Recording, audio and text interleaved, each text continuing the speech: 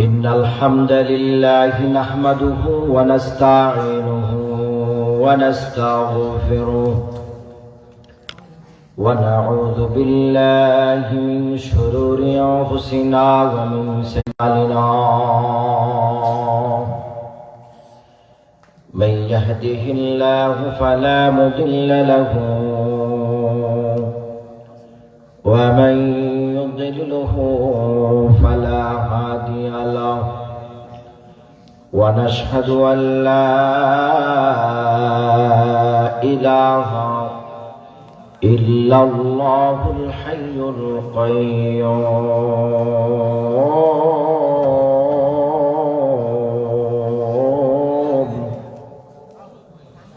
الذي لا تأخذه سنة ولا نوم الذي أكمل الله به قصر النبوة أي ختم الله به النبوة وحكم أن لا نبي بعده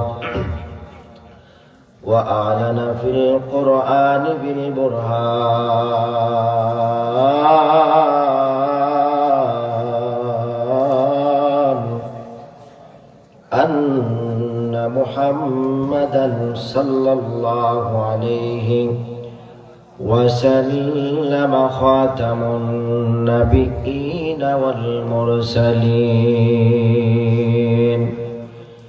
الذي أرسله بالحق بشيرا ونذيرا وداعيا إلى الله بإذنه وسراجا منيرا فقد قال الله تعالى في كلامه المجيد والفرقان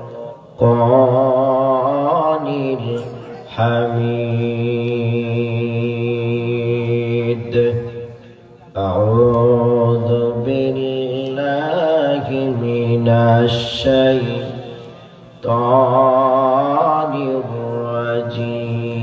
الرجيم بسم الله الرحمن الرحيم اليوم أكملت لكم دينكم وأتممت عليكم نعمتي ورضيت لكم الإسلام دينا صدق الله العظيم وصدق رسوله النبي الكريم ونحن على ذلك من الشاهدين والشاكرين والحمد لله رب العالمين إن الله وملائكته يصلون على النبي يا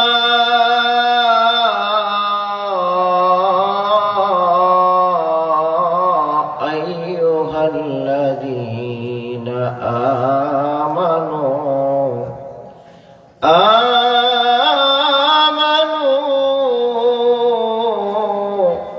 صلوا عليه وسلموا تسليما اللهم مرحبا জবান খুলে বাবা একসাথে জুড়ে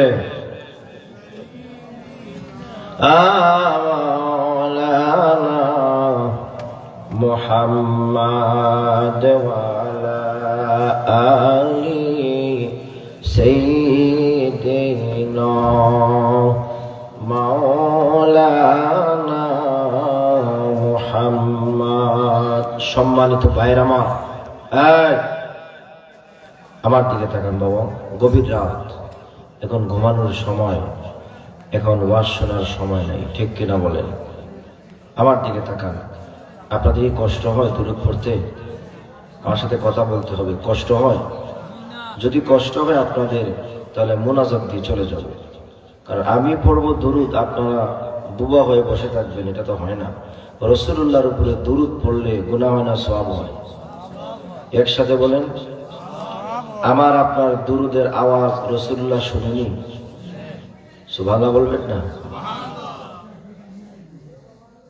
সহিহ আল মুসলিমের মধ্যে হাদিস এসেছে, রাসূলুল্লাহ বলেছেন, দুনিয়ার যে কোনো প্রান্ত থেকে যদি কোনো মানুষ আল্লাহর হাবিব দয়াল নবীজি সাল্লাল্লাহু আলাইহি ওয়াসাল্লামের উপর একবার দুরূদ শরীফ পাঠ করে রাসূলুল্লাহ ওই রওজা মোবারক থেকে নিজ কানে শুনতে পান। সহিহ আল বুখারীতে এসেছে, রাসূলুল্লাহ বলেছেন, মা মিন আহাদিন ইউসাল্লিমু আলাইয়া ইল্লা রাদ্দাল্লাহু আলাইয়া রূহি হাত্তা আরুদ্দা আলাইহিস সালাম। এই পৃথিবীর প্রান্ত থেকে যদি কোনো মানুষ আল্লাহর হাবিব সাল্লাল্লাহু আলাইহি ওয়াসাল্লামের উপরে দুরূদ পড়ে, ওই দুরূদকারীর নাম, তার মার নাম, তার বাবার নাম, সকলের অ্যাড্রেস ফেরেশতারা নিয়ে আল্লাহর হাবিবের রওজা মোবারকে প্রেরণ করে দেয়। রাসূলুল্লাহ তাদের নাম দেখে দেখে ওয়াস্তাগফিরুল্লাহ, আল্লাহর দরবারে ওই দুরূদকারীর জন্য আল্লাহর দরবারে গুনাহ মাফে রাসূলুল্লাহ নিজে ইস্তেগফার করতে থাকে।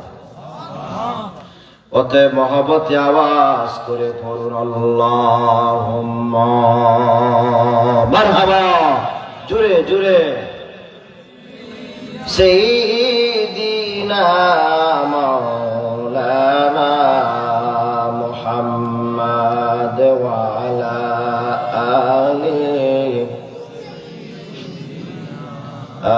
মাওলানা বারি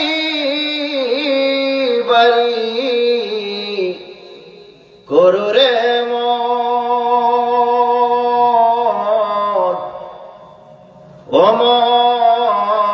সেই বাড়ি তো তোমার আসল বাড়ি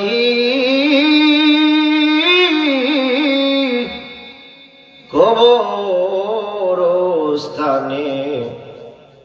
ও মানুষ তুমি বুঝলা না, আল্লাহুম্মা মারহাবা, জোরে। সাইয়্যিদিনা মাওলানা ওয়া আলা আলি সাইয়্যিদিনা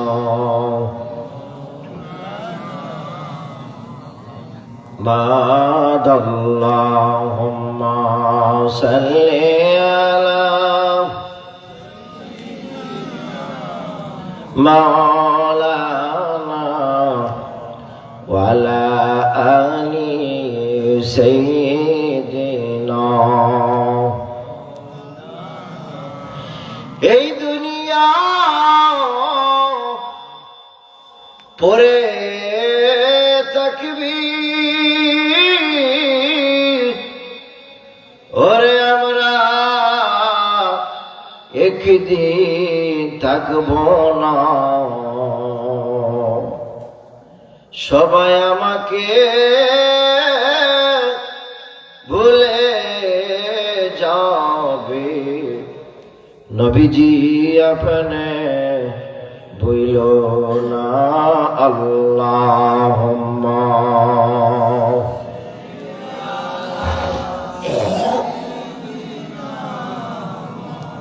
লানা মুহাম্মাদ ওয়া আলা আলি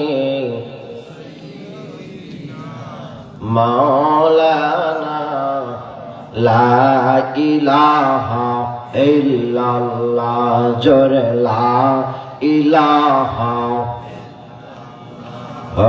লা ইলাহা। হাসবি রব্বি জাল্লাল্লাহ, বল হাসবি রব্বি জাল্লাল্লাহ ما في قلبي غير الله نور محمد صلى الله لا إله إلا الله بل لا إله إلا الله لا إله নবী নবী বলে হ্যাঁ কেঁদে কেঁদে দিন যায় বলো নবী নবী মারহাবা জোরে কেঁদে কেঁদে দিন যায় তবু নবী পাইনি তোমার দিদার অদমে লা ইলাহা ইল্লাল্লাহ লা ইলাহা লা জোরে লা ইলাহা ইল্লাল্লাহ লা ইলাহা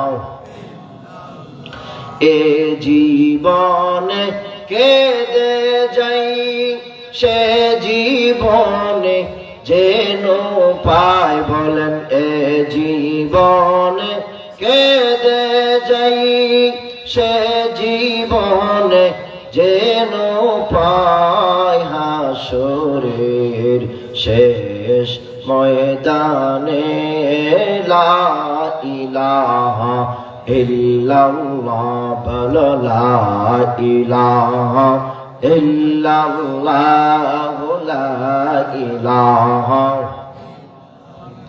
নবী নবী বলে হ্যাঁ কেঁদে কেঁদে দিন যায় বলো নবী নবী বলে হ্যাঁ কেঁদে কেঁদে দিন যায় তবু নবী পাইনি তোমার দিদার অদমে লা ইলাহা ইল্লাল্লাহ লা ইলাহা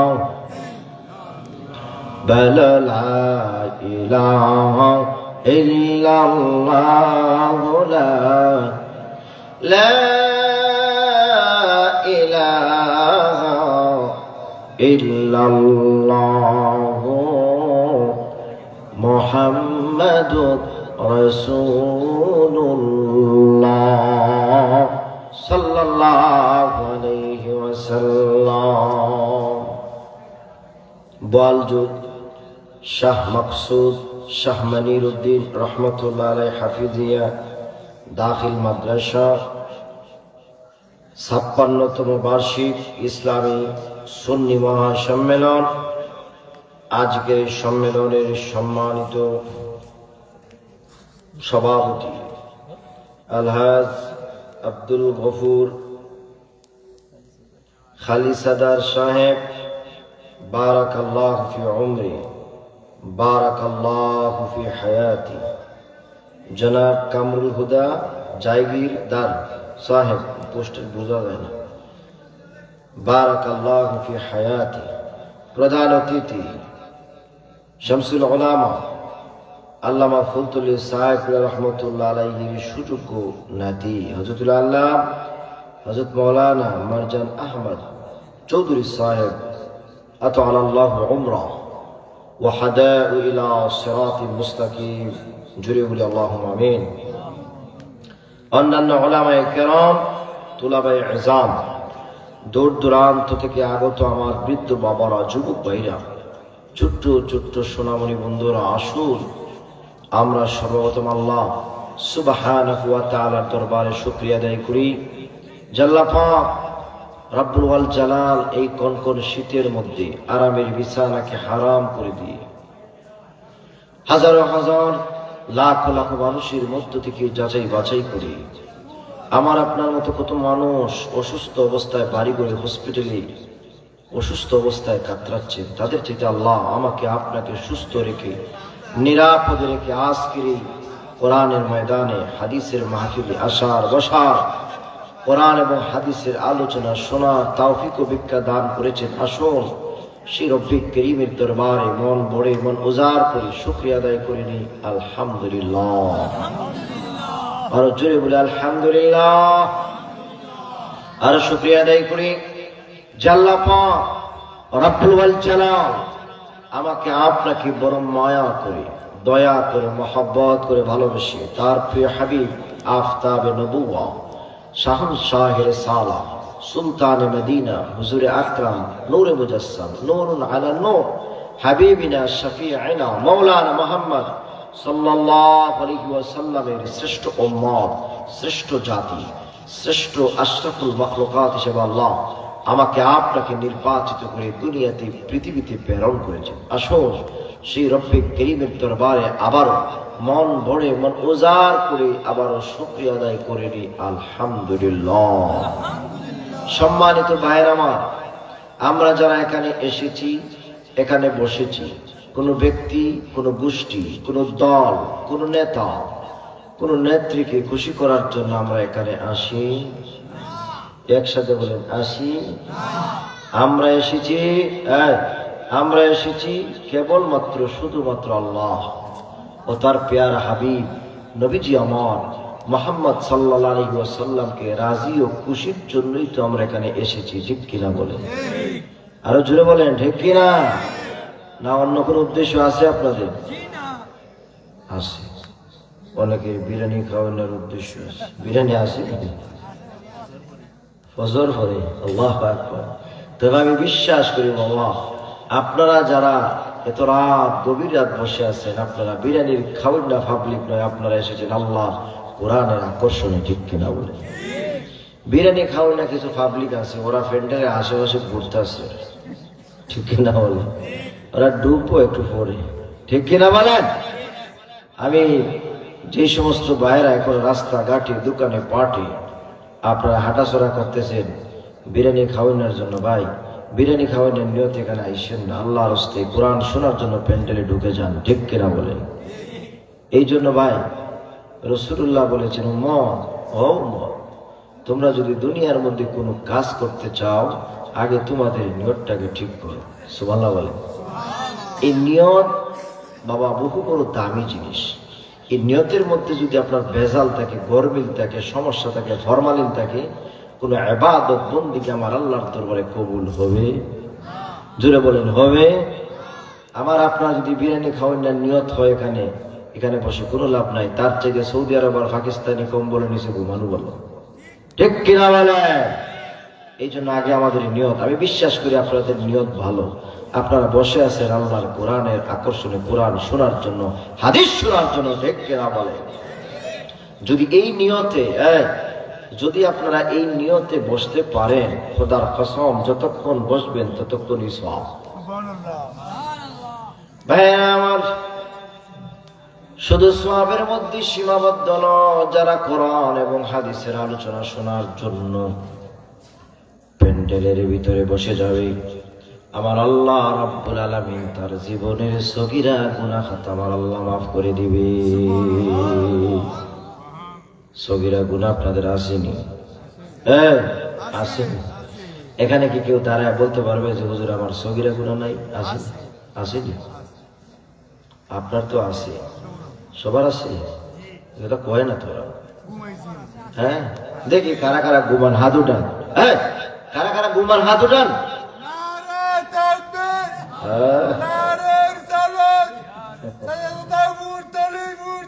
মাশাআল্লাহ মাশাআল্লাহ, ঠিক আছে বাবা, বসেন বসেন। ভাইরা আমার, কষ্ট দিতেছে আপনাদের? তাহলে আমার আপনার গুনাহ আসেনি? জুড়ে বলেন বাবা, আসেনি? সবারই তো সগীরা গুনাহ আছে। একজন ফিস সাহেব তিনিও বলতে পারবে না যে ওনার গুনাহ নাই। সবারই গুনাহ আছে। ঠিক কিনা বলেন? আচ্ছা বলেন তো গুনাহ কয় প্রকার? সগীরা, কথা বলেন। সগীরা বলেন, সগীরা কবিরা, সগীরা কবিরা। আজকের মাহফিলে আসার কারণে সগীরা গুনাহ মাফ। এত আসতে সুবহানাল্লাহ। রইল কি? কবিরা গুনাহ মাফ হয় না। কবিরা গুনাহ মাফ হয় না ইল্লা তাওবা, তওবা ছাড়া কবিরা গুনাহ মাফ হয় না। তবে ভাইয়ের আমার, আজকের কোরআনের হাদিসের মাহফিলে আসার কারণে আমার আল্লাহ রাব্বুল আলামিন তার প্যারা বান্দার সগীরা কবিরা গুনাহ মাফ করিয়া দিবে। প্রশ্ন হলো কেমনে মাফ হবে? ও ভাইয়ের আমার, যারা কোরআন এবং হাদিসের মাহফিলে আওয়াল থেকে আখের পর্যন্ত বসিয়া, অর্থাৎ প্রথম থেকে শেষ পর্যন্ত বসিয়া দুফোঁটা চোখের পানি ছেড়ে দিয়া মনে মনে তওবা করিয়া আমার আল্লাহর দরবারে কান্নাকাটি করবে।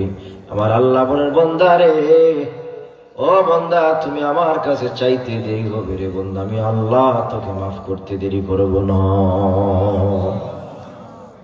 আমার আপনার আল্লাহর ক্ষমতা আছে মাফ করার। জোরে বলেন। ও ভাইরা আমার, দুনিয়ার মধ্যে নেতা নেত্রী, এমপি, মন্ত্রী, চেয়ারম্যান, মেম্বার, আপনি তাদের কাছে যত চাইবেন, একবার আপনাকে চাইলে 5,000 টাকা দিবে, দ্বিতীয়বার চাইলে আপনার প্রতি রাগ করবে, ঠিক কিনা বলেন? কিন্তু আমার আল্লাহর কাছে আপনি যত চাইবেন, আমার আল্লাহ বলবেন, বান্দা রে, তুই আমার কাছে যত চাস আমি আল্লাহর খুশি হই। সুবহানাল্লাহ। ও ভাইরা আমার, আমার আল্লাহ হচ্ছে রহমান, তিনি তো রহিম। আমার আল্লাহর কাছে যদি আপনি চাওয়ার মতন চাইতে পারেন, আমার আল্লাহ কখনো তার প্যারা বান্দাকে ফিরাইয়া দেয় না। সুবহানাল্লাহ। কিন্তু ভাইরা আমার, আমার প্রশ্ন হলো, আমার দিকে তাকান বাবা, আমার প্রশ্ন হলো, আমরা তো আল্লাহর কাছে চাওয়ার মতন চাইতে পারি না। এখানে দেখেন তো, 1 2 3 4 5 6 7, 7 জন বক্তা। কয়জন? 7 জন বক্তার, তার মানে 60টা ফুল, 60টা ফুলের 60টা গেরান, ঠিক কিনা বলেন? এখানে অনেকে আলোচনা করছেন, অনেক কথা আপনারা শুনছেন। সবচাইতে বড় বিষয় হলো, আমরা ওয়াজ শুনি কিন্তু আমল করি না, ঠিক কিনা বলেন? আমল করতে হবে। রাত ভর ওয়াজ শুনলাম, ফজরের নামাজ শেষ, এই ওয়াজের মূল্য আছে? কথা বলেন, মূল্য আছে? ও ভাইরা আমার, এই জন্য কবি বলেন, আল আলিমু বিলা আমালিন কাশজারু বিলা সামারিন। সমাজের মধ্যে আলেম আছে কিন্তু আমল নাই, বৃক্ষ আছে কিন্তু ফল নাই। দেখবেন বট গাছ দেখতে কত সুন্দর, কিন্তু ফল খাওয়া যায়নি। কথা বলেন, বিরাট বড় বট গাছ কিন্তু ফল ছোট, ওইটা খাওয়া যায় না। এই জন্য সমাজে বহু আলেম আছে কিন্তু আমল নাই, সমাজে বহু মানুষ আছে, বহু শ্রোতা আছে কিন্তু আমল নাই। এই আলেমের, এই শ্রোতার মূল্য নাই, ঠিক কিনা বলে? এই জন্য বাবা, আলেমও হতে হবে, শ্রোতাও হতে হবে, আমলও হতে হবে, ঠিক কিনা বলে? সম্মানিত ভাইয়ের আমার, তো আমি বলছিলাম, আমরা আল্লাহর দরবারে দোয়া করতে জানি না। এই জন্য আমি বলি, আল্লাহর পক্ষ থেকে পাওয়ার মতন পাইতে পারি না। রাসূলুল্লাহ বলেছেন, রে উম্মত, তোমরা যখনই আল্লাহর কাছে চাইবা, হাতে তালু পেতে আল্লাহর কাছে চাও। সুবহানাল্লাহ বলবেন না? কি পেতে? তালু পেতে। এভাবে রাসূলুল্লাহ বলেছেন, দোয়া যদি করতে চাও, রে উম্মত, তোমরা এভাবে করো, হাতের তালু পেতে আল্লাহর কাছে চাও। বলো, আল্লাহ, আমি গরিব, আমারে ধনী বানাইয়া দাও। আল্লাহ, আমি মক্কা মদিনা যাইতে পারি না, ব্যবস্থা করে দাও। আল্লাহ পারে কি পারেন না? ও ভাইরা আমার, আমি বলি, মক্কা মদিনা যাইতে বহু টাকা লাগে। ও ভাইরা আমার, আপনি যদি রাসূলুল্লাহর প্রেম আপনার হৃদয়ে থাকে, ওই মদিনাওয়ালা তোমার বাঙ্গা ঘরে একদিন হাজিরা দিয়া দিবে। প্রমাণ ভাইরা আমার, বাইহাকি শরীফের হাদিস, আল্লাহর হাবিব বলেন, ওয়ামান সাল্লা আলা হাবিবির রহমান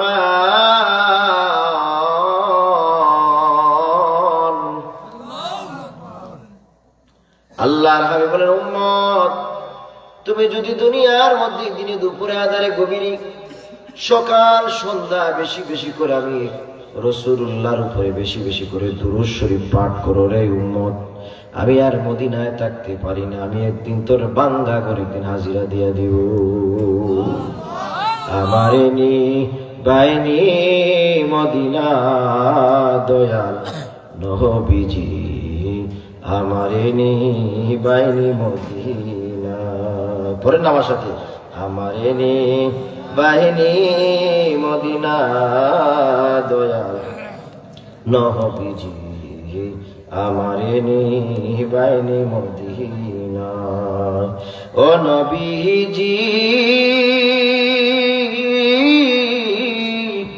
কত মানুষ যায় মদিনায়, আমি কাঁদি রাস্তায় রাস্তায়। আল্লাহু আকবার।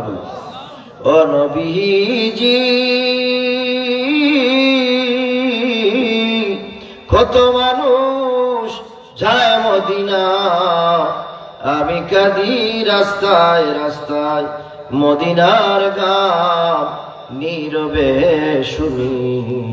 ও নবীজি আমারে নি বাইনি মদিনায়, আমারে নি বাইনি মদিনা দয়াল নবীজি, আমারে নি বাইনি মদিনায়। ও নবীজি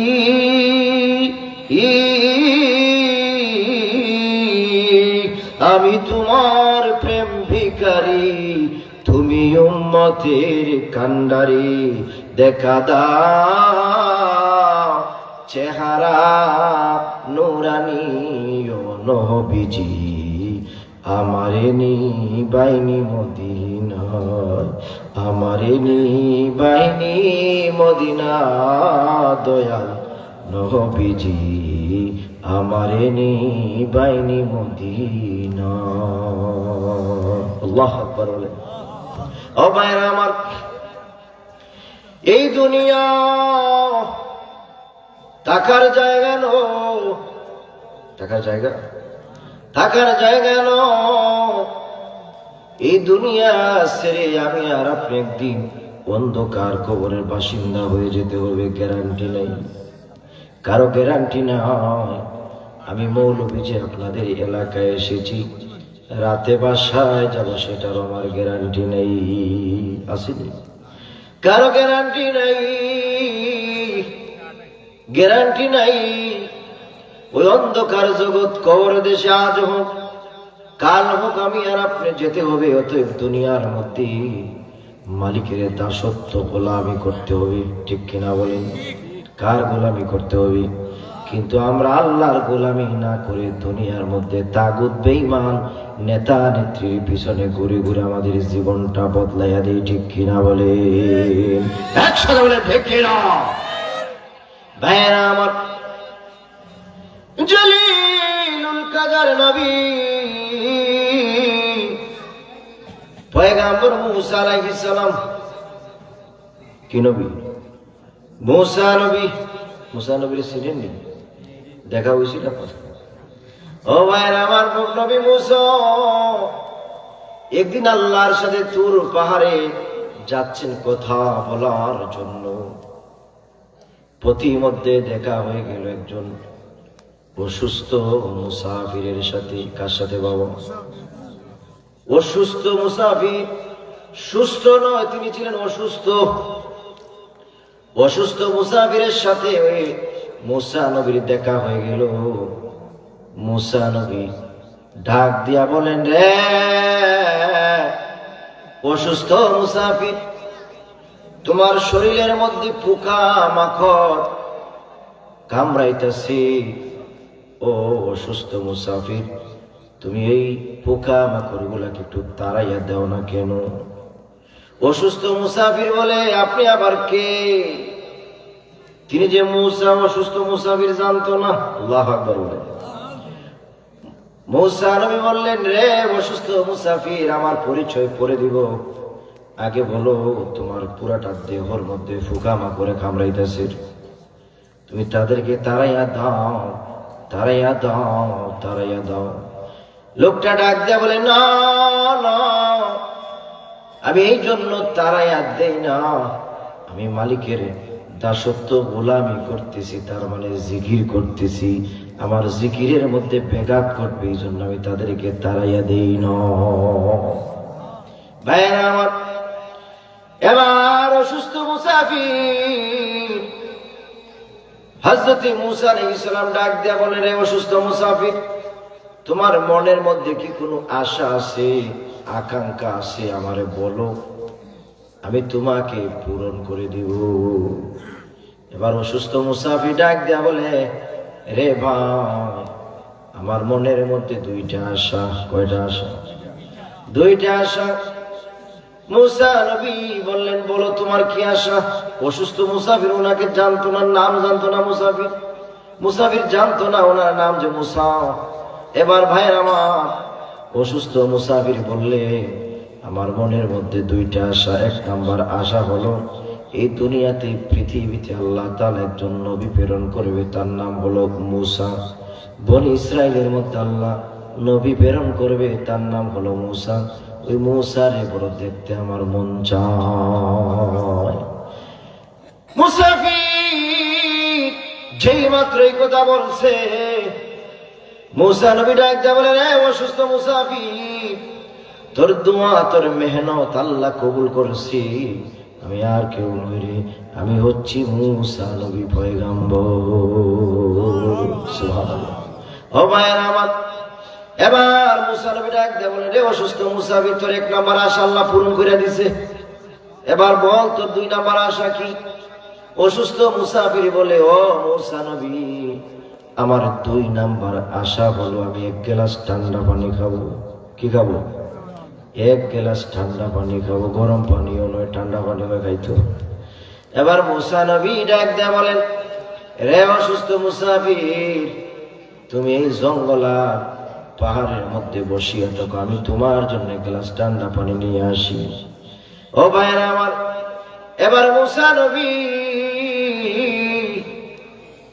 এক গ্লাস ঠান্ডা পানি আনার জন্য বহু দূর চলে গেলেন। মূসা নবী এক গ্লাস ঠান্ডা পানি আনতে আনতে দেখলেন ওই অসুস্থ মুসাফির ইন্তেকাল করেছে। কি করছে? ইন্তেকাল করে ফেলছে, মরে গেছে। ও ভাইরা আমার, মরিয়া ওনার কোনো অস্তিত্ব নাই, শুধু হাড্ডি পাহাড়ের মধ্যে পড়ে আছে, গুস্তগুলা সব খেয়ে ফেলছে, জঙ্গলার পশু পঙ্খী খেয়ে ফেলছে। এবার মূসা নবী তুর পাহাড়ে গিয়ে আল্লাহকে বলে, আল্লাহ, লোকটার, অসুস্থ লোকটার মনের মধ্যে দুইটা আশা, একটা আশা পূরণ হয়েছে, আমি মূসারে দেখিয়া। দুই নাম্বার আশা ছিল এক গ্লাস ঠান্ডা পানি খাবে, কিন্তু এক গ্লাস ঠান্ডা পানি খাইতে পারে না, এর আগে আপনি মৌত দিয়া দিছেন। ও আল্লাহ, এই কাজটা কেন আপনি করলেন? আমার আল্লাহ ডাক দেয়া বলে, মূসা নবী, আমি আল্লাহ রাব্বুল আলামিন ওই অসুস্থ মুসাফিরের প্রতি রাগ হয়ে গেছি, গুসা করে ফেলছি।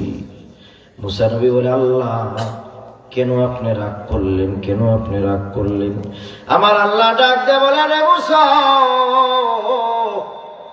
ওই অসুস্থ মুসাফিরকে জঙ্গলার মধ্যে একদিন নয়, দুই দিন নয়, 400 বছর। কয়শো বছর বাবা? 400 বছর ওই অসুস্থ মুসাফিরে আমি আল্লাহ রিজিক দিছি, আমি আল্লাহ তার খাওয়াইছি। ও মূসা, আমার ওই অসুস্থ বান্দা তোমার কাছে কেন ঠান্ডা পানি চাইলো? আমি আল্লাহর কাছে যদি চাইতো, আমি আল্লাহ তার ঠান্ডা পানি খাওয়াইতাম, গরম পানিও খাওয়াইতাম। সুবহানাল্লাহ বলবেন? ও ভাইরা আমার, আমার আল্লাহ ডাক দেয়া বললেন, রে মূসা,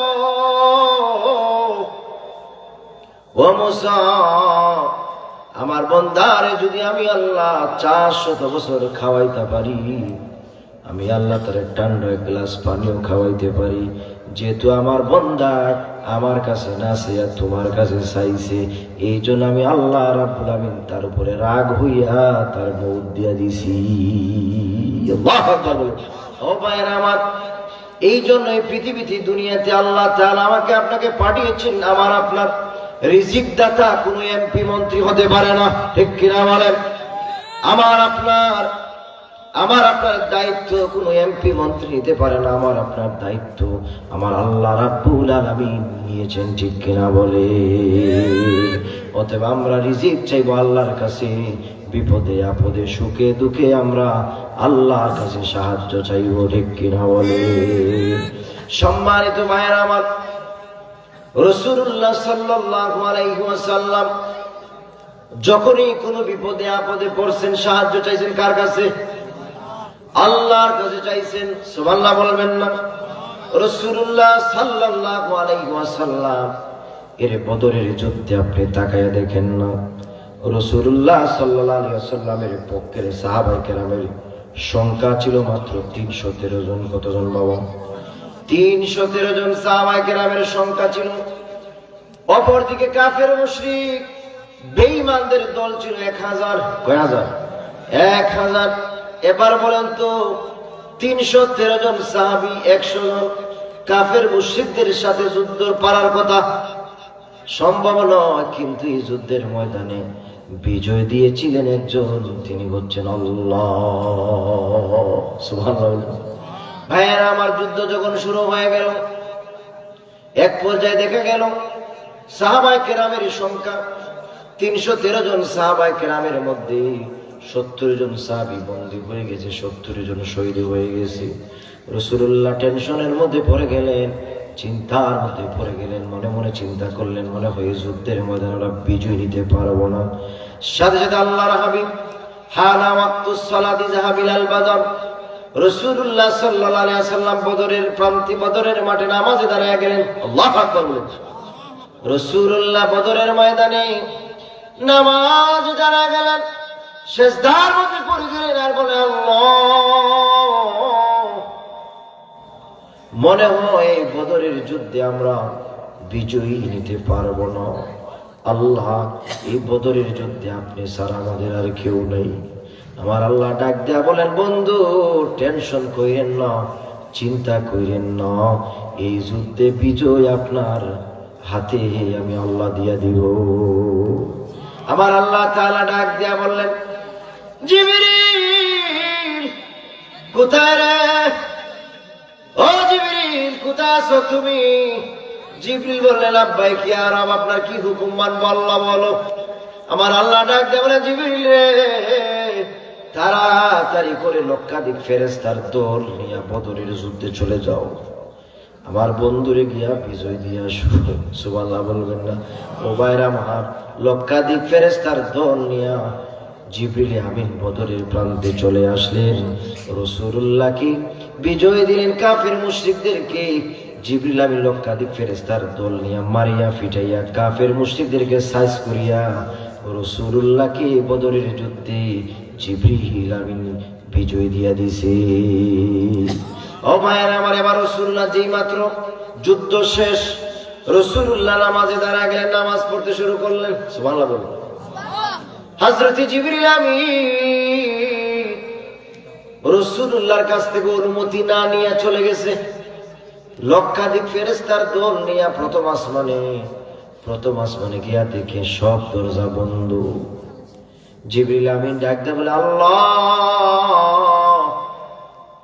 আমি জিবরিল এসেছি লক্ষাধিক ফেরেশতার দল নিয়ে, আল্লাহ প্রথম আসমানের দরজা খুলে দাও।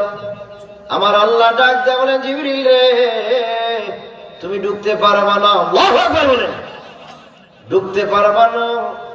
জিবরিল আমিন বলে, আল্লাহ কেন আমি ঢুকতে পারবো না? আপনার বন্ধু মুহাম্মদ সাল্লাল্লাহু আলাইহি ওয়াসাল্লামকে বদরের যুদ্ধে তো বিজয় দিয়ে এসেছে, আল্লাহ কেন ঢুকতে পারবো না? আমার আল্লাহ ডাক দেয়া বলেন, জিবরিল রে, যতক্ষণ পর্যন্ত আমার বন্ধুর কাছ থেকে অনুমতি না নিয়ে আসবা, ততক্ষণ পর্যন্ত তুমি জিবরিল প্রথম আসমানে ঢুকতে পারবো না।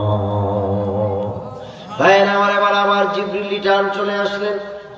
এসে দেখেন রাসূলুল্লাহ নামাজ পড়তেছেন বদরের মাঠে। আল্লাহু আকবার। হযরত জিবরিল আমিন পিছনে দাঁড়ায়া রইছে। রাসূলুল্লাহ সালাম ফিরায় দেখেন হযরত জিবরিল আমিন লক্ষাধিক ফেরেশতার দল নিয়ে দাঁড়ায় রইছে। আল্লাহর হাবিব নামাজ শেষ ডাক দেয়া বলে, জিবরিল, ও জিবরিল, তুমি কি যাও নাই? জিবরিল আমিন বলে, ইয়া রাসূলুল্লাহ, আমি তো চলে গেছিলাম, কিন্তু আপনার কাছ থেকে অনুমতি না নেওয়ার কারণে আমার আল্লাহ প্রথম আসমানে ঢুকতে দিচ্ছেন না। ও ভাইরা আমার, দেখেন বন্ধু বন্ধুর জন্য কত ভালোবাসা। সুবহানাল্লাহ। আল্লাহ তার বন্ধুরে কত ভালোবাসা। আল্লাহু আকবার বলেন। কিন্তু ভাইরা আমার, এই দুনিয়াতে পৃথিবীতে তোমার আমার বন্ধু বান্ধবীর সাথে ভালোবাসা, সেগুলা হচ্ছে স্বার্থের ভালোবাসা। স্বার্থ শেষ, বন্ধুও শেষ, বান্ধবীও শেষ, ঠিক কিনা বলেন? কিন্তু রাসূলুল্লাহর সাথে যদি আপনি প্রেম করার মতো করতে পারেন, এই প্রেম আপনার আল্লাহর জান্নাত পর্যন্ত হয়ে যাবে, ঠিক কিনা বলেন? কারণ রাসূলুল্লাহ সাল্লাল্লাহু আলাইহি ওয়াসাল্লাম কাল হাশরের ময়দানে আমাকে আপনাকে না নিয়ে জান্নাতে ঢুকবেন না। শুধু তাই নয় ভাইরা আমার, হযরত দাউদ আলাইহিস সালাম, দাউদ নবী, কোন নবী? দাউদ নবী আল্লাহর একজন পয়গাম্বর, মায়ার পয়গাম্বর। হযরত দাউদ নবীর কণ্ঠের মধ্যে এত মধু আল্লাহ দিয়েছিলেন। হযরত দাউদ নবী যখন কোনো কিছু তেলাওয়াত করতেন, উড়ন্ত পাখিগুলা থামিয়া দাউদ নবীর কণ্ঠে তেলাওয়াত শুনত। এত সুমধুর কণ্ঠ দিয়েছিলেন আল্লাহ হযরত দাউদ আলাইহিস সালামকে। সুবহানাল্লাহ পড়ে। হযরত দাউদ আলাইহিস সালাম একদিন জান্নাতের বারান্দায় হাঁটাহাঁটি করতেছেন। কোথায়? কথা বলেন। জান্নাতের বারান্দায় হাঁটে, দেখেন জান্নাতের সব দরজা বন্ধ। হযরত দাউদ নবী আল্লাহ করে, আল্লাহ, আমি আপনার দাউদ নবী এসেছি, জান্নাতে ঢুকবো, জান্নাতের সব দরজা দেখি বন্ধ। আল্লাহ, আমি দাউদ নবী ঢুকবো, জান্নাতের দরজাগুলা খুলিয়া দেও। আমার আল্লাহ ডাক দেয়া বলেন, দাউদ নবী রে, তুমি জান্নাতে ঢুকতে পারবো না। আমার আল্লাহ ডাক দেয়া বলেন, দাউদ নবী, তুমি ঢুকতে পারবো না। দাউদ আলাইহিস সালাম বললেন, আল্লাহ, কেন আমি ঢুকতে পারবো না? আমি কি অপরাধ করেছি? আমার আল্লাহ বলেন, দাউদ নবী রে, তুমি কোনো অপরাধ করো নাই, তুমি কোনো অপরাধ করো নাই। যতক্ষণ পর্যন্ত আমার বন্ধু মুহাম্মদ সাল্লাল্লাহু আলাইহি ওয়াসাল্লাম জান্নাতে আগে ঢুকছে না, ততক্ষণ পর্যন্ত তুমি দাউদ নবী নয়, লক্ষাধিক নবী রাসূলরাও জান্নাতে ঢুকতে পারবে না। আল্লাহু আকবার বলে। ও ভাইরা আমার, আমার আল্লাহ তাআলা আরো ডাক দেয়া বলেন, দাউদ নবী, তুমিও ঢুকতে পারবে না, তোমার উম্মতেরও ঢুকতে পারবে না, যতক্ষণ পর্যন্ত আমার বন্ধু এবং বন্ধুর উম্মতেরা জান্নাতে আগে গেছে না, ততক্ষণ পর্যন্ত কোন নবী রাসূলদের উম্মত জান্নাতে ঢুকতে পারবে না। আল্লাহু আকবার। ও ভাইরা আমার, তার মানে রাসূলুল্লাহ সাল্লাল্লাহু আলাইহি ওয়াসাল্লাম আমাকে আপনাকে না নিয়ে আল্লাহর জান্নাতে যাবেন না, জান্নাতে যাবেন না। আমরা জান্নাতে যাইতে চাই কি চাই না?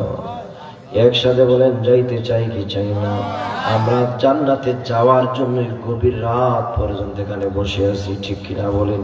কিন্তু সমাজের মধ্যে যদি একজন সুদখোর, ঘুষখোর আছে, সুদখোর আপনাদের এলাকায় একজন সুদখোর, ঘুষখোর যদি আপনি কি এখন, এই সুদখোর, তুমি জান্নাত চাও না জাহান্নাম চাও, সে কি বলবে? হ্যাঁ, ও সুদখোরও বলবে আমি জান্নাত চাই। যেভাবে বলবে বোঝা যায় জান্নাত সুদখোরের মামুর বাড়ি আর শ্বশুর বাড়ি বললেই পাওয়া যাইব। নো, এই জান্নাত সুদখোর আর ঘুষখোরদের জন্য জান্নাত নয়। জান্নাত হলো একমাত্র শুধুমাত্র নামাজি, ইমানদার, মুত্তাকি, সালেহ, নেককার রাসূলুল্লাহর পেয়ারা উম্মতের জন্য। বলেন সুবহানাল্লাহ। ভাইরা আমার, এই দুনিয়াতে, পৃথিবীতে 10 জন সাহাবী জান্নাতের টিকিট পাইছেন। কয়জন? কথা বলেন। একজন ছিলেন হযরত উমর। হযরত উমর রাদিয়াল্লাহু তাআলা আনহু প্রতিদিন ফজরের নামাজ পড়িয়া কবরের ফাঁস দিয়া হাঁটতেন আর কানতেন, কবরের ফাঁস দিয়া হাঁটতেন আর কানতেন। সাহাবীরা ডাক দিয়া বলে, ওমর, ও ওমর, তুমি তো দুনিয়ার মধ্যে জান্নাতের টিকিট পাইছো, তারপরে কেন তুমি কবর দেখলে কান্দো? হযরত ওমর বলেন, রে রাসূলুল্লাহর সাহাবীরা, আমি এই জন্য কবর দেখলে কান্দি, কারণ কবরে আযাব বড় ভয়ানক জায়গা রে, কবরের শাস্তি বড় ভয়ানক। না জানি রে, আমি উমর ইন্তেকাল বরণ করার পরে ওই কবরের ভিতরে আযাবের ফেরেশতাদের কাছে নিয়ে আমি উমর গ্রেফতার হইয়া যাই। এই জন্য কবরে আযাবের কথা মনে হইলে আমি কবরের পাশ দিয়া হাঁটি আর বেশি বেশি করিয়া কান্দি। সুবহানাল্লাহ। আমরা কবরের পাশে যাইনি। এখন তো মোল্লা মৌলবীরা ফতুয়া দিয়া খায় লাইছে, কয় কবর জিয়ারতের দরকার নেই। নাউজুবিল্লাহ বলবেন না? রাসূলুল্লাহ বলেছেন, কুনতু নাহাইতুকুম আন জিয়ারাতিল কুবুর আলা ফাজুরুহা। রাসূলুল্লাহ বলেছেন, উম্মত, তোরা বেশি বেশি করে কবর জিয়ারত করো। এখন বলেন তো, রাসূলুল্লাহর কথা মানবেন না মোল্লা মৌলবীর কথা মানবেন? কথা মানবেন। রাসূলুল্লাহ যেই কথা, যেই পথ, যেই মত, যে আদর্শ, যে হাদিস আমাকে আপনাকে দিয়েছেন, সেটাই তো আমরা মানতে হবে, ঠিক কিনা বলেন? তা রাসূলুল্লাহ বলেছেন, উম্মত, তোরা বেশি বেশি করে কি করো, কবর জিয়ারত করো। এখন আপনার বাপ দাদা, দাদা দাদি, নানা নানি, শ্বশুর শাশুড়ি যারা কবর দেশে চলে গেছে, তাদের কবর জিয়ারত করা দরকার আসেনি? একসাথে বলেন, আসেনি? কবর জিয়ারত করবেন, হাত তুলে মুনাজাত করবেন। মৌলবীরা কয় মুনাজাত টুনাজাত নাই, জানাজার পরে নাকি মুনাজাত নাই। নাউজুবিল্লাহ বলেন। জানাজার পরে মুনাজাত দেননি, এগুলো খাই লাইছে। আচ্ছা, এই নামাজের পরে মুনাজাত করবেন, এটা তো কোন ব্যক্তির কাছে করবো না, করবো কার কাছে? এটা বেদাতের কি আছে, এটা না জায়েজের কি আছে? আমার বুঝে আসে, আপনাদের আসেনি। এটা তো ভালো কাজ। আর দোয়া মুখলে বাদা, আপনি দোয়া করবেন আল্লাহর কাছে, দোয়া ছাড়া তো গুনাহ মাফ করতে পারবেন না, ঠিক কিনা বলেন? শুধু তাই নয় ভাইয়েরা আমার, কষ্ট দিয়েছেন আপনাদের? আল্লাহর হাবিব সাল্লাল্লাহু আলাইহি ওয়াসাল্লাম একদিন মদিনাতুল মুনাওয়ারা কবরের পাশ দিয়া রাসূলুল্লাহ সাহাবায়ে কেরামের দল নিয়ে হেঁটে হেঁটে যাচ্ছেন। কে যাচ্ছেন বাবা? রাসূলুল্লাহ সাহাবায়ে কেরামের দল নিয়ে নবীজি কবরের পাশ দিয়া হাঁটতেছেন। হঠাৎ করে আল্লাহর হাবিব বললেন, রে সাহাবীরা থামো, থামো। সাহাবীরা থেমে গেল। সাহাবীরা ডাক দিল, ইয়া রাসূলুল্লাহ, ইয়া হাবিবাল্লাহ, কি হইছে? রাসূলুল্লাহ বললেন, রে সাহাবীরা, ওই যে দেখো আমার ডান পাশে একটা কবর, ওই যে দেখো আমার ডান পাশে একটা কবর আমার উম্মতের, ওই কবরের ভিতরে জাহান্নামের আগুন দাউ দাউ করে জ্বলে। কি জ্বলে? জাহান্নামের আগুন জ্বলে কবরের ভিতরে। সাহাবীরা বলে, ইয়া রাসূলুল্লাহ, আপনি জমিনের উপরে জমিনের নিচের খবর জানলেন কেমনে? সুবহানাল্লাহ। আল্লাহর হাবিব বলেন, ও সাহাবীরা, আমি রাসূলুল্লাহ কবরের ভিতরে খবর শুধু নয় রে, আমি রাসূলুল্লাহ চক্ষু বন্ধ করলে আর সে আজিম পর্যন্ত দেখতে পাই। সুবহানাল্লাহ বলে। ও ভাইয়ের আমার, এই ক্ষমতা দিচ্ছেন কে? আল্লাহ। ভাইয়ের আমার, এবার রাসূলুল্লাহ বললেন, সাহাবীরা, আমার উম্মতের কবরের ভিতরে জাহান্নামের আগুন দাউ দাউ করে চলে আসো, আমরা সবাই মিলে তার জন্য একটু দোয়া করি। সুবহানাল্লাহ বলেন। রাসূলুল্লাহ সাল্লাল্লাহু আলাইহি ওয়াসাল্লাম হাত তুললেন, ওই জাহান্নামী উম্মতের জন্য রাসূলুল্লাহ হাত তুললেন। আল্লাহ, আল্লাহ, আমার ওই উম্মতের কবরের ভিতরে জাহান্নামের আগুনে দাউ দাউ করে জ্বলে, আল্লাহ আমার উম্মতকে মাফ কইরা দাও, আল্লাহ আমার উম্মতকে মাফ কইরা দাও। রাসূলুল্লাহ প্রথমবার দোয়া করলেন, দোয়া কবুল হয় না। কি হয় না? দোয়া কবুল হয় না। দোয়া প্রথম আসমান থেকে রিটার্ন চলে আসে। দোয়া কবুল হয় না। রাসূলুল্লাহ দ্বিতীয়বার আমার হাত তুললেন, আল্লাহ আমার উম্মতের কবরের ভিতরে জাহান্নামের আগুন দাও দাও করে জ্বলে, আল্লাহ আমার উম্মতকে মাফ করে দাও, আল্লাহ আমার উম্মতকে মাফ করে দাও। রাসূলুল্লাহ দোয়া কবুল হয় না, দোয়া রিটার্ন চলে আসে। ও ভাইয়েরা আমার, রাসূলুল্লাহ নিরাশ হলেন না, তৃতীয়বার আমার হাত তুলে, আল্লাহ আমার উম্মতের কবরের ভিতরে জাহান্নামের আগুন দাও দাও করে জ্বলে, আল্লাহ আমার উম্মতকে মাফ করে দাও। আমার উম্মতকে যতক্ষণ পর্যন্ত মাফ না করবা আমি রাসূলুল্লাহ এখান থেকে যাইব না। আল্লাহু আকবার বলে। ও ভাইরা আমার, রাসূলুল্লাহ তিনবার, কয়বার? তিনবার দোয়া করলেন, দোয়া কবুল হয় না। রাসূলুল্লাহ সাহাবীদেরকে বলেন, ও সাহাবীরা, এই কবর কার? আমি রাসূলুল্লাহ একবার নয়, কয়বার? তিনবার দোয়া করলাম, দোয়া তো কবুল হয় না রে সাহাবীরা। এই কবর কার? এই কবর কার? সাহাবীরা বলে, ইয়া রাসূলুল্লাহ, ইয়া হাবিবাল্লাহ, আমরা তো জানি না। রাসূলুল্লাহ বলেন, ও সাহাবীরা, তাড়াতাড়ি করে তোমরা মদিনার মধ্যে এলান করো, মদিনার মধ্যে তোমরা আহ্বান করো, এটা কার কবর, আমার কাছে পরিচয় দিতি। ও ভাইরা আমার, এবার সাহাবীরা মদিনার মধ্যে এলান করতে শুরু করলেন, প্রতিটা অলি গলিতে এলান করতে শুরু করলেন, ও মদিনাবাসী, ও মদিনাবাসী, রাসূলুল্লাহর একজন উম্মতের কবরের ভিতরে জাহান্নামের আগুনে দাও দাও করে জ্বলে, তাড়াতাড়ি করে রাসূলুল্লাহর কাছে গিয়া পরিচয় দেব। কার কবর? যাও যাও রাসূলুল্লাহর কাছে গিয়া পরিচয় দেব। কেউ আসে না, কেউ আসে না, কেউ আসে না। হঠাৎ করে দেখা গেল বহুদূর, কি দূর? বহুদূর একজন বৃদ্ধ মহিলা জমিনের মধ্যে লাঠি বোর দিয়া দিয়ে আল্লাহর হাবিবের কাছে আসতেছি। সুবহানাল্লাহ বলো। একজন বৃদ্ধ মহিলা জমিনের মধ্যে লাঠি বোর দিয়া দিয়া আল্লাহর হাবিবের কাছে আসতেছি। রাসূলুল্লাহ ডাক দিয়া বললেন, যে বৃদ্ধ মা, রে বৃদ্ধ মা, তুমি কে গো? এত কষ্ট করে বৃদ্ধ মানুষ রাসূলুল্লাহর কাছে আসতেছো, তুমি কে গো? এবার বৃদ্ধ মহিলা ডাক দিয়া বলল, ইয়া রাসূলুল্লাহ, ইয়া হাবিবাল্লাহ, ইয়া রাসূলুল্লাহ, ইয়া হাবিবাল্লাহ, এই কবর কার জানোনি? আল্লাহু আকবার। রাসূলুল্লাহ বললেন, এই কবর কার বলো। এবার ওই বৃদ্ধ মহিলা ডাক দিয়া বললেন, ইয়া রাসূলুল্লাহ, এই কবরটা আর কারো নয়, এই কবরটা হলো আমি বৃদ্ধ মায়ের আদরের সন্তানের কবর। ও ভাইরা আমার, এবার আল্লাহর হাবিব ডাক দিয়া বললেন, রে বৃদ্ধ মা,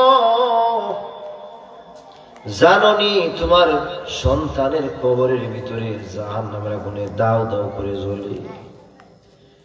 তোমার সন্তান মনে হয় তোমার দুনিয়ার মধ্যে কষ্ট দিছে, মনে হয় তোমার কষ্ট দিছে।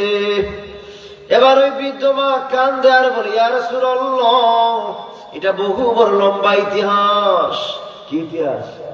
বহু বড় লম্বা ইতিহাস। ওই বৃদ্ধ মহিলা রাসূলুল্লাহকে বলতেছে, ইয়া রাসূলুল্লাহ, এটা বহু বড় লম্বা ইতিহাস।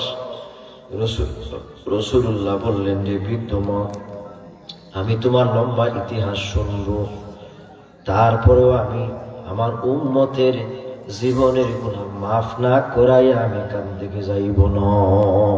আল্লাহু আকবার। ভাইরা আমার, এবার বৃদ্ধ মা তার ইতিহাস বলতে শুরু করলো।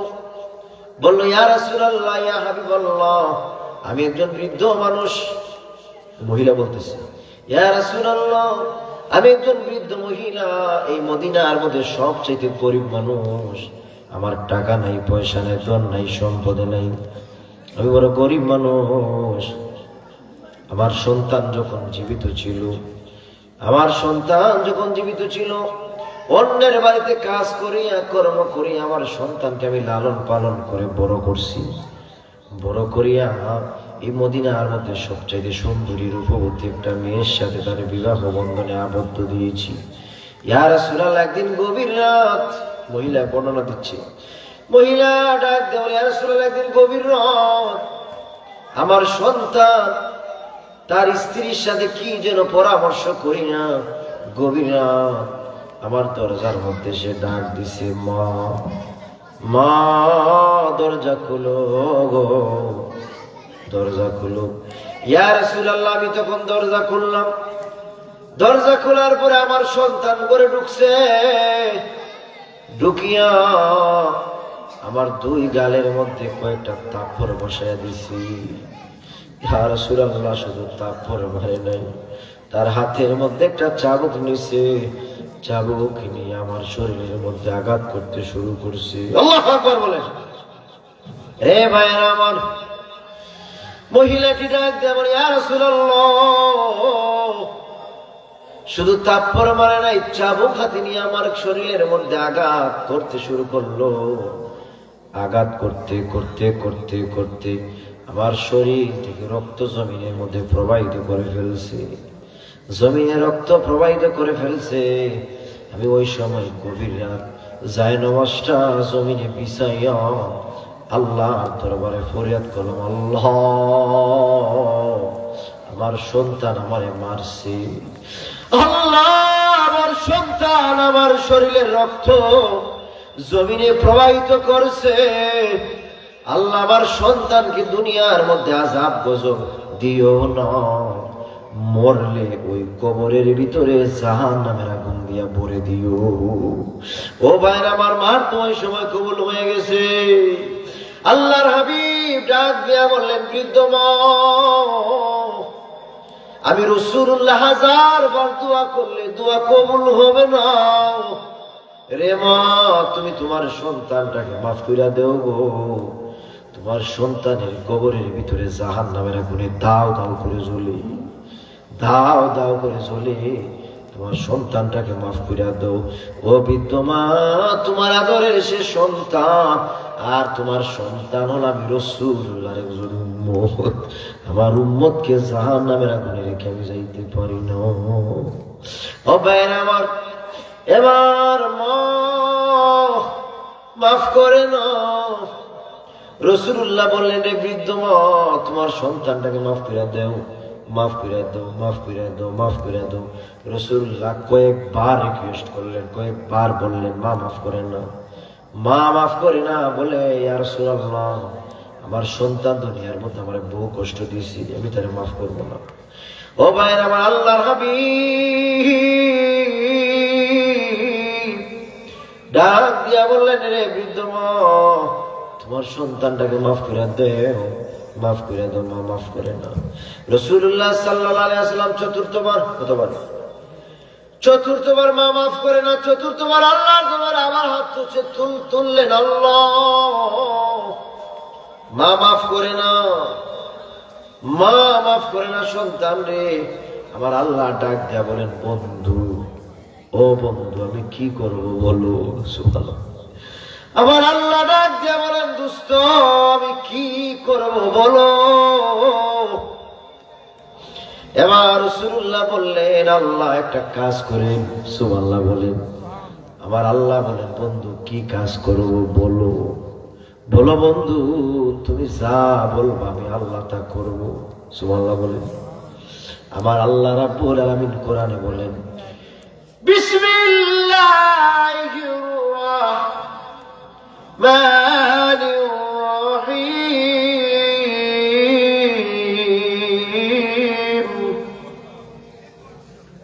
ওয়ালা সাওফা ইউতিকা রাব্বুকা ফাতারদা।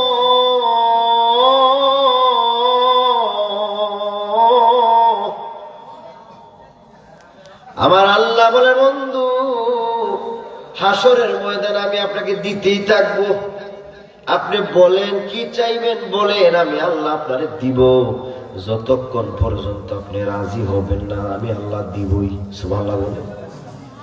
এবার রাসূলুল্লাহ বলেন, আল্লাহ একটা কাজ করেন, আমার আল্লাহ বলেন, বন্ধু কি কাজ করবো বলো? আমার আল্লাহ ডাক দেয় বলেন, বন্ধু আল্লাহ। রাসূলুল্লাহ ডাক দেয় বলেন, আল্লাহ এটা কাজ করো। এই কাজটা হলো আপনি ফেরেশতার মাধ্যমে, কার মাধ্যমে?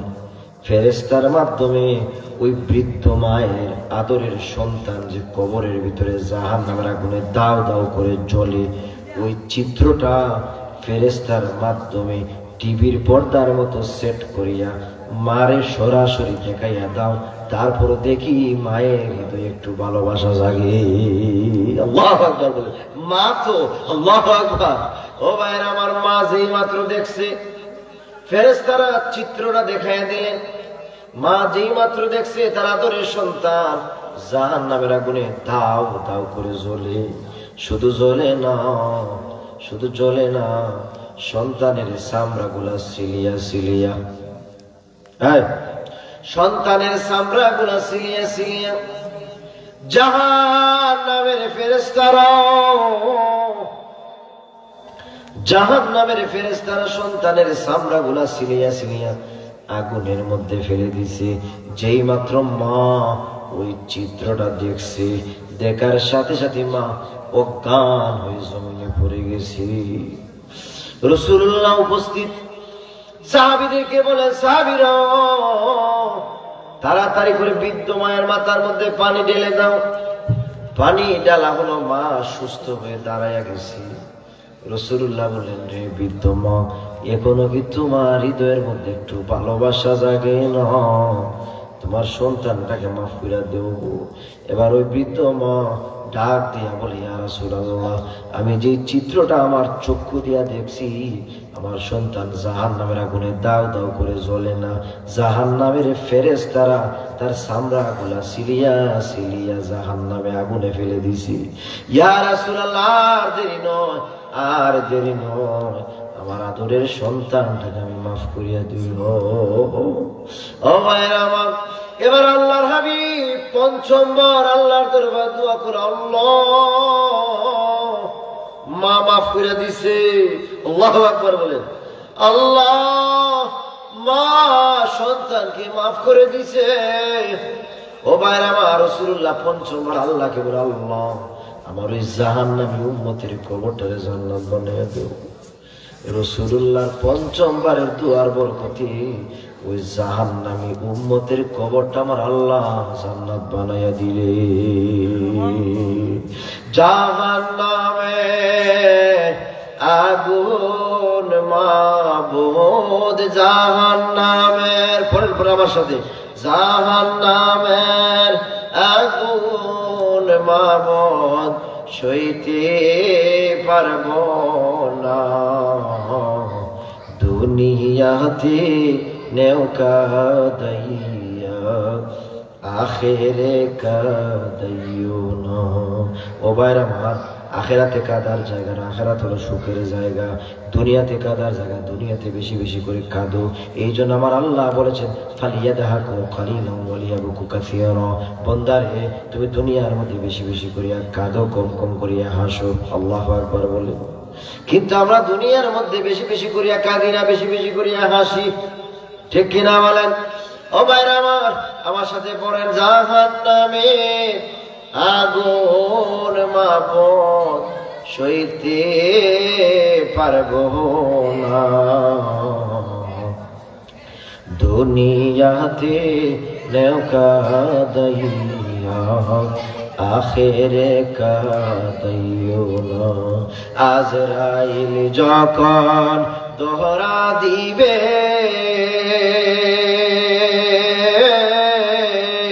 কোনো অজুহাত না চলিবে, ওরে প্রাণ পাখি উড়ে যাবে, প্রাণ পাখি উড়ে যাবে, ধরে রাখতে পারবে না, দুনিয়াতে নৌকা দাইয়া আখেরে কাদাইও না, দুনিয়াতে নৌকা দাইয়া আখেরে কাঁদাইও না। মুনকার নেকির ফেরেশতা এসে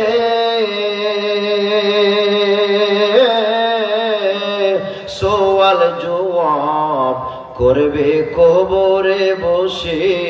আল্লাহু আকবার বলেন। মুনকার নেকির ফেরেশতা এসে সওয়াল জবাব করবে কবরে বসে। ওরে সঠিক জবাব না পাইলে, সঠিক জবাব না পাইলে তোমার আমার উপায় থাকবে না। দুনিয়াতে নেও কাঁদাইয়া, আখেরে কাঁদাইও না। দুনিয়াতে নেও কাঁদাইয়া, আখেরে কাঁদাইও না। আল্লাহু আকবার। তাহলে আমরা দুনিয়ার মধ্যে কাঁদতে চাই, এটা কাঁদার জায়গা। ও ভাই, আপনি যদি কাঁদার মতো কাঁদতে পারেন, ওই এক ফোঁটা চোখের পানির দাম অনেক। সুবহানাল্লাহ বলেন। আল্লাহর হাবিব বলেন, রে উম্মত, জাহান্নামের আগুন, কবরের আগুন দুনিয়ার কোনো পানি দিয়া, দুনিয়ার কোনো বাতাস দিয়া, দুনিয়ার কোনো আলো দিয়া, দুনিয়ার কোনো পানি দিয়া জাহান্নামের আগুন নিভানো যাবে না। জাহান্নামের আগুন নিভবে শুধু একমাত্র শুধুমাত্র বান্দার দুফোঁটা চোখের পানি দিয়ে আমার আল্লাহ নিভাইয়া দিবে। সুবহানাল্লাহ। অতএব গভীর রাত, আজকে গভীর রাত বাবা, এত রাতে আমি কোথায় মাহফিল করি না। আলহামদুলিল্লাহ আপনাদের এখানে এত মানুষ, আপনারা গভীর রাত পর্যন্ত বসে আছেন। এই গভীর রাতে তো বাবা দোয়া কবুলের রাত, ঠিক কিনা বলেন? গভীর রাত দোয়া কবুল হয়, কারণ এই সময় মন্ত্রী, এমপি, গরিব দুঃখী মেহনতি মানুষের দরজা এই মুহূর্তে বন্ধ হয়ে গেছে, ঠিক কিনা বলেন? কিন্তু একজনের দরজা বন্ধ হয় নাই, আমার আল্লাহর রহমতের দরজা বন্ধ হয়, ঠিক কিনা বলেন? এই গভীর রাত আপনি যদি আল্লাহর কাছে চাওয়ার মতন চাইতে পারেন, খোদার কসম, আল্লাহ আপনার যে কোনো চাওয়া, যে কোনো পাওয়া সেকেন্ডে পূরণ করে দিতে পারে, ঠিক কিনা বলেন? পারেন নাকি? আল্লাহ সব পারেন, কিন্তু আমাদের চাওয়ার অভাব, পাওয়ার অভাব, আমরা ভালো করে চাইতে পারি। এই জন্য প্রথমে বললাম না যে আমরা আল্লাহর কাছে যদি মোনাজাত করে চাই, হাতের তালু পেতে আল্লাহর কাছে চাই যে আল্লাহ আমি গরিব, আমাকে ধনী বানাও, আমি মক্কা মদিনায় যাইতে পারি না, টাকা নাই, পয়সা নাই, ব্যবস্থা করে দাও। সুবহানাল্লাহ। কিন্তু আমরা এভাবে তো দোয়া করি না। দেখবেন ইমাম সাহেব মসজিদে দোয়া করে, মুসল্লি হাত বসে আছে কিনা, মুসল্লি মোবাইল টিপায় আছে কিনা। অথচ রাসূল বলেছেন, ও উম্মত, তোমরা আল্লাহর কাছে যদি কোনো কিছু চাইতে চাও, হাতের তালু পেতে আল্লাহর কাছে চাও, আল্লাহ আমাকে সাহায্য করো। সুবহানাল্লাহ বলবেন। এভাবে চাইতে বলছেন রাসূল। কিন্তু আমরা আল্লাহর কাছে এভাবে চাই না। আমরা মেম্বার, চেয়ারম্যান, এমপি, মন্ত্রীর কাছে কি আছে? চাল দাও, ডাল দাও, বিস্কুট দাও, আটা দাও, সিমেন্ট দাও, ঠিক কিনা? মেম্বার, চেয়ারম্যানের কাছে কি হাত পাততে পারে যে মালিক, মালিকুল আমলাক, রাজাদি রাজা, আমার আপনার রব, যে আল্লাহ তোমাকে আমার সৃষ্টি করছে, ওই আল্লাহর কাছে আপনি চান না? ওই আল্লাহর কাছে চাইতে কেন আপনার লজ্জা হয়? কেন? আপনি দুর্ভাগ্যবান মুসলমান, আপনি আল্লাহর কাছে চান, মালিক কখন আপনাকে ফিরাই দিবে না, ঠিক কিনা বলেন?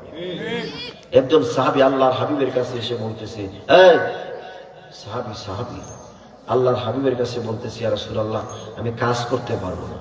কি করতে পারবো না?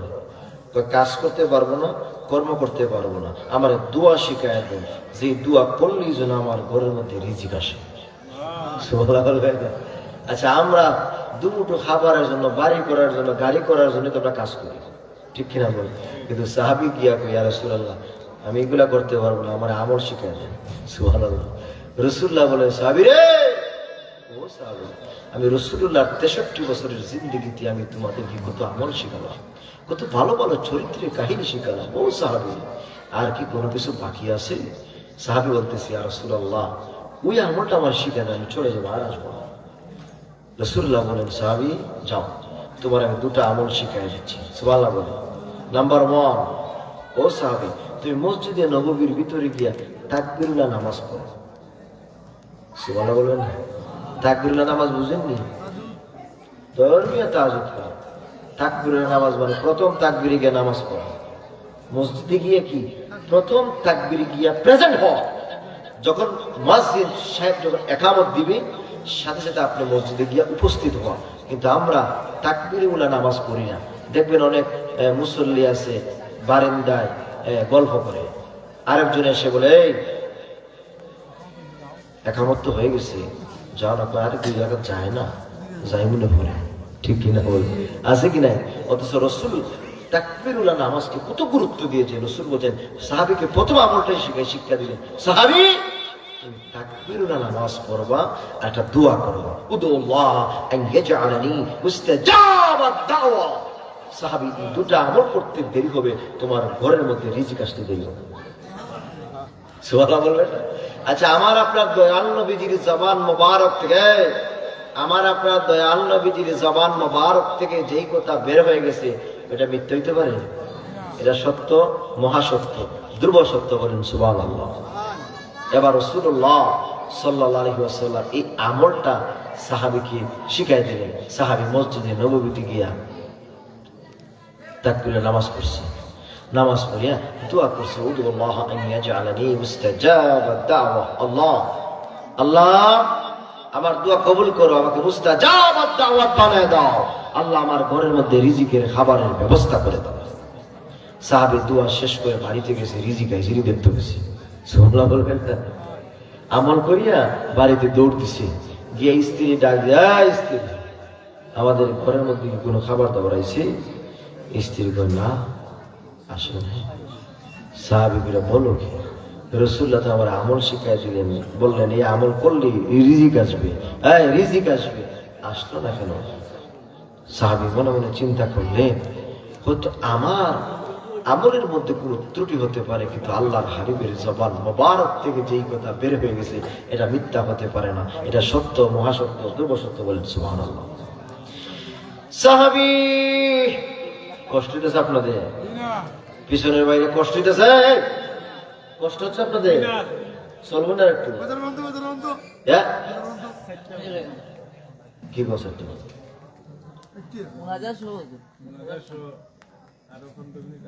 আচ্ছা, আরেকজন আসেন, আবার কি? সুবহানাল্লাহ, সুবহানাল্লাহ, সুবহানাল্লাহ। তাহলে সকাল 10টা পর্যন্ত চলে আসে। সুবহানাল্লাহ। নারে তাকবীর, আল্লাহু আকবার, জিন্দাবাদ, জিন্দাবাদ।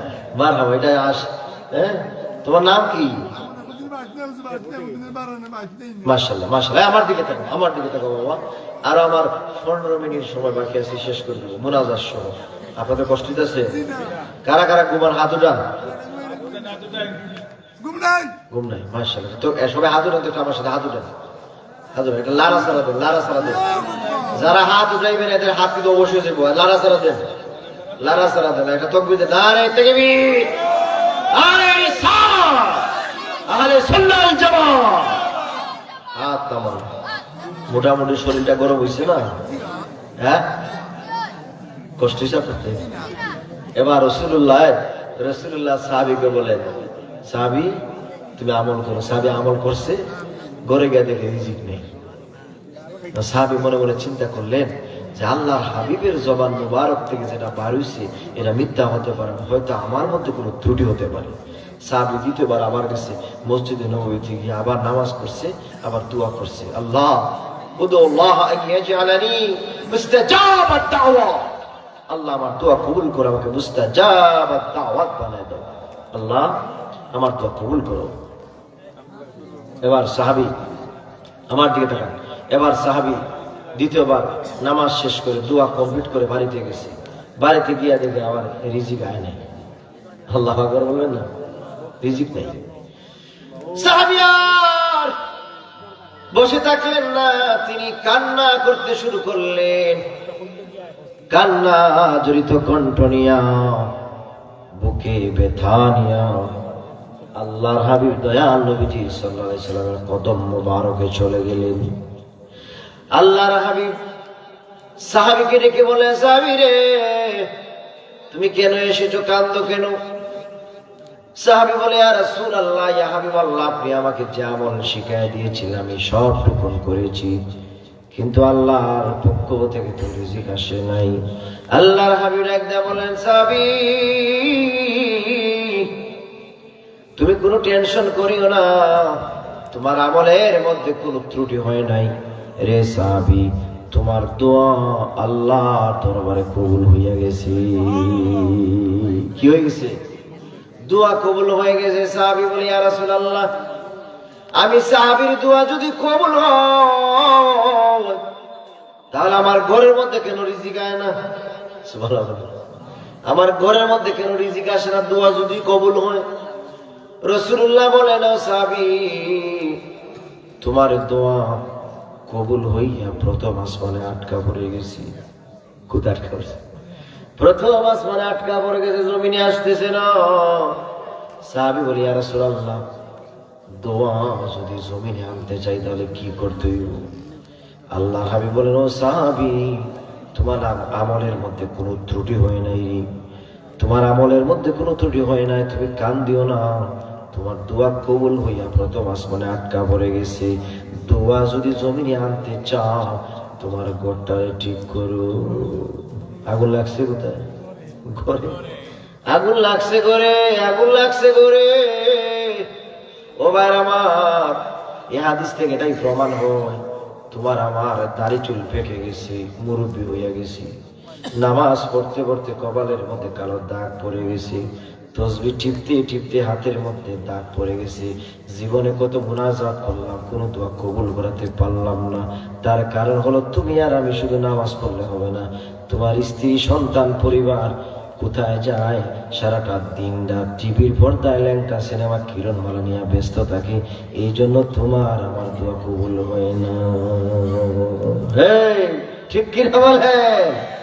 তোমার আমার যে দোয়া কবুল করাতে চাও, গোটার আগে ঠিক করো। টিভিটা ভেজা আছে, এগুলারে গাঙ্গে নদীতে ফেলাও। এই কথা বলে ঠিক কিনা? ঘরের মধ্যে কোরআনের আইন চালু করো। তোমার সন্তান যায় কোথায়? কলেজে গিয়ে আড্ডা মারে, ঠিক কিনা বলেন? তোমার মেয়ে বেপরদায় চলে, তোমার স্ত্রী বেপরদায় গিয়া মার্কেটিং করে, আর তুমি মসজিদে গিয়া তাসবিহ মারো। চলবে না, চলবে না, চলবে না। আগে তোমার ঘরটা ঠিক করো, তারপরে বাবা তাসবিহ মারো। এই কথা বলেন ঠিক কিনা? আগে ঘর ঠিক করো, ঘরের মধ্যে টিভি যা আছে সব কিছু ডাস্টবিনে নিক্ষেপ করে দাও। ঘরটাকে তোমার কোরআনের রঙিন করো, কোরআনের নূর দ্বারা রঙিন করো, নামাজের আইন চালু করো। প্রত্যেকে মিলেমিশে যখন আল্লাহর দাসত্ব, গোলামি, ইবাদত বন্দেগী করবো, খোদার কসম আল্লাহর কাছে যখনই যা চাইবে আল্লাহর পক্ষ থেকে নুসরত পেয়ে যাবেন। ঠিক কিনা বলেন? এবার আল্লাহর হাবিব সাহাবীকে বললেন, সাহাবী রে, তোমার দোয়া কবুল হইয়া প্রথম আসমানে আটকা পড়ে গেছে, জমিনে যদি আনতে চাও ঘর ঠিক করো। এবার সাহাবী বাড়িতে চলে গেলেন, তার স্ত্রী, পরিবার, সন্তান, আকরাবিন, প্রতিবেশী যারা আছে তাদেরকে নামাজের তালিম দিলেন, নামাজের শিক্ষা দিলেন। সাহাবী বলেন, আমি চলে যাচ্ছি মসজিদে নববীতে। এবার ওই সাহাবী তাকবীরের সাথে নামাজ পড়লেন, দোয়া করলেন, উদুল্লাহ আইয়া জালানি মুস্তাজাবাদ দাওয়া, আল্লাহ আমার দোয়া কবুল করে আমাকে মুস্তাজাবাদ দাওয়াত বানিয়ে দাও, আমার ঘরের মধ্যে রিজিকের খাবারের ব্যবস্থা করে দাও। এবারে সাহাবী তৃতীয়বার নামাজ শেষ করে দোয়া কমপ্লিট করে বাড়িতে রওনা হয়েছি। প্রতিমধ্যে স্ত্রী দৌড়ে আসতেছে। আল্লাহ আকবার। স্ত্রী ডাক দিয়া বলে, স্বামী সাহাবী, জানুনি কি হয়েছে? সাহাবী বলে, স্ত্রী কি হয়েছে বলো। এবার স্ত্রী ডাক দেয়া বলে, স্বামী রে, আল্লাহর পক্ষ থেকে আমাদের ঘরের মধ্যে বিশাল বড় খাবারের ব্যবস্থা হইয়া গেছে। সুবহানাল্লাহ বলবেন না? ও ভাইয়ের আমার, তার মানে হলো আমি আর তুমি একা নামাজ পড়লে হবে না, আমার আপনার ঘরে স্ত্রী, পরিবার, সন্তান, সন্ততি যারা আছেন, আকরাবিন, প্রতিবেশী, প্রত্যেকে মিলে মিশিয়ে যদি আমরা ইবাদত বন্দেগী করতে পারি আল্লাহর পক্ষ থেকে রিজিক আসবে। সাহাবায়ে কেরামরা ১৫০০ বছর আগে আল্লাহর পক্ষ থেকে যা পাইছে আমরা কি পাইব না? বলেন তো সাহাবায়ে কেরামের জন্য যে আল্লাহ ছিল এই আল্লাহ মনে এখন নাই? ও ভাইরা আমার, আল্লাহ আছে, আসমানও আছে, জমিনও আছে, কিন্তু তোমার আমার আমলের অভাব, আমলের অভাব, আখলাকের অভাব, চরিত্রের অভাব, ঠিক কিনা বলি? এই জন্য বাবা আমল ঠিক করতে হবে, চরিত্রকে ঠিক করতে হবে। চরিত্র যদি আপনি বারবার বদলান, চেঞ্জ করেন, তাহলে তো এই আমলের কোনো মূল্য নাই। এই জন্য চরিত্র, আমল, আখলাক আপনি একমাত্র শুধুমাত্র আল্লাহর সন্তুষ্টি রাজির জন্য আপনি আপনি আপনার চরিত্রকে এভাবে ঠিক করে যেতে যদি পারেন, খোদার কসম আমার আল্লাহ রাব্বুল আমিনের দরবারে আপনি যা চাইবেন আল্লাহর পক্ষ থেকে আপনি নুসরত পেয়ে যাবেন, ঠিক কিনা বলেন? আল্লাহ পাক যেন আমাদেরকে কবুল করেন, মঞ্জুর করেন। রাসূলুল্লাহ সাল্লাল্লাহু আলাইহি ওয়াসাল্লামের প্রেম মাহাব্বত আমাদের হৃদয়ে যেন গালেব করে দেন, ইস্টাবলিশড করে দেন। সকলে বলি আমিন। আসুন আমরা এখন গভীর রাত একটু দুরূদ সালাম প্রেরণ করি। ইয়া নবী সালাম আলাইকা, ইয়া রাসূল সালাম, ইয়া হাবিব সালাম আলাইকা, সালাওয়াতুল্লাহ সাইয়্যিদি ইয়া রাসূলুল্লাহ,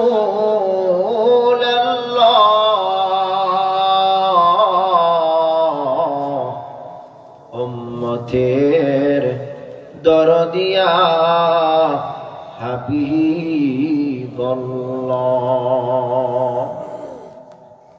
নবীজির পিতা আব্দুল্লাহ, নবীজির মাতা আমিনা, নবীজির দুধ মা হালিমা, নবীজি রওজা মদিনা, ইয়া নবী সালাম আলাইকা, ইয়া রাসূল সালাম আলাইকা, ইয়া হাবিব সালাম আলাইকা, সালাওয়াতুল্লাহ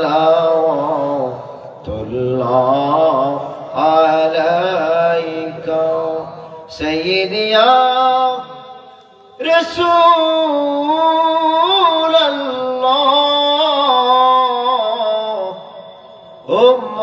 উম্মতের দরদি ইয়া হাবিবাল্লাহ, মরণে থাকিব একা, কবরে থাকিব একা, হাসরে